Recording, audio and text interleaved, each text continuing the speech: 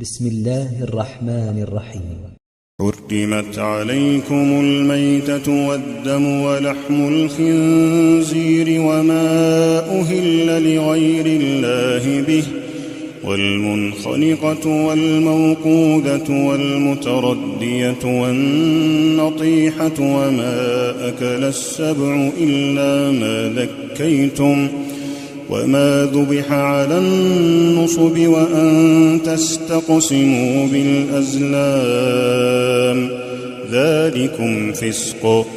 اليوم يئس الذين كفروا من دينكم فلا تخشوهم واخشون.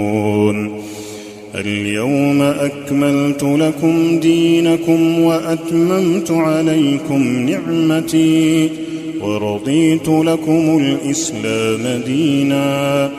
فمن اضطر في مخمصة غير متجانف لإثم فإن الله غفور رحيم.